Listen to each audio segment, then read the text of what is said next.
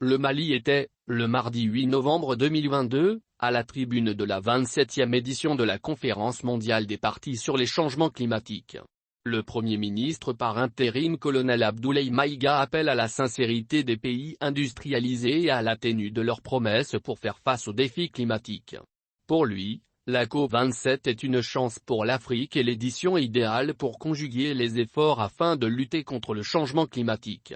Des environnementalistes recommandent à la délégation malienne de soumettre des initiatives pour faire face à la crise climatique. Le Premier ministre par intérim, le colonel Abdoulaye Maïga a déclaré que la COP27 se tient à un moment où le monde est à la croisée des chemins. Un monde qui, estime Abdoulaye Maïga, peine à transformer la promesse des sommets mondiaux successifs sur le climat en dividende d'un mieux-être et d'une prospérité partagée pour les habitants de la planète. La COP27 se tient au moment où le Mali est confronté à de nombreux défis liés au changement climatique, lesquels ont été encore rendus ardus par l'accumulation des crises sécuritaires, politiques, économiques, humanitaires et sanitaires. Ces défis et vulnérabilités créent un terreau fertile à la dégradation de l'environnement et son corollaire d'érosion de la résilience des populations. Des faits qui, poursuit-il, sont illustrés par des personnes déplacées internes, des réfugiés, de la migration de masse et de l'exode rural. Le Mali est désireux d'aller vers une transition écologique et énergétique juste et équitable, soutenue par des moyens de mise en œuvre adéquats et conséquents, précise M. Maïga. Dans cet ordre d'idées, le président de la transition a décidé, dès son investiture le 7 juin 2021, de renoncer immédiatement aux 2/3 des fonds de souveraineté alloués à la présidence de la République, afin de les consacrer à des œuvres sociales. Un programme présidentiel ayant permis la construction de 213 forages dans le pays au profit des citoyens, a-t-il indiqué.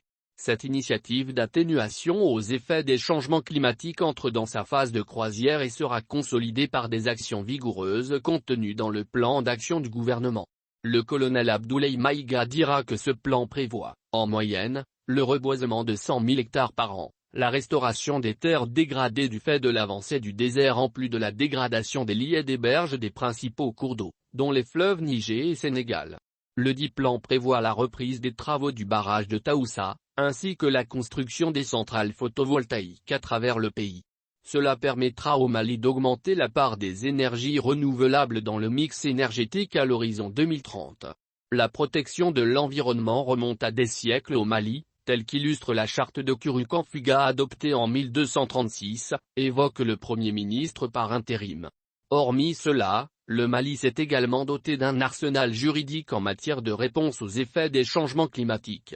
Via les textes régissant le secteur, le Mali s'engage à une réduction moyenne de 40% d'émissions de gaz à effet de serre à l'horizon 2030, a-t-il ajouté.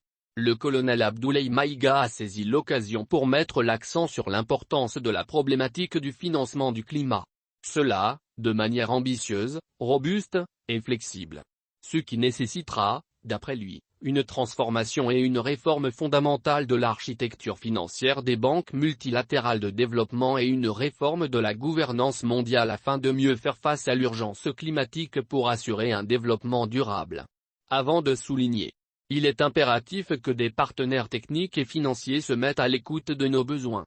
Et surtout que tous et chacun s'assurent que leurs interventions sont en adéquation avec les 3 principes clés définis par le président de la transition, le colonel Assimi Goïta.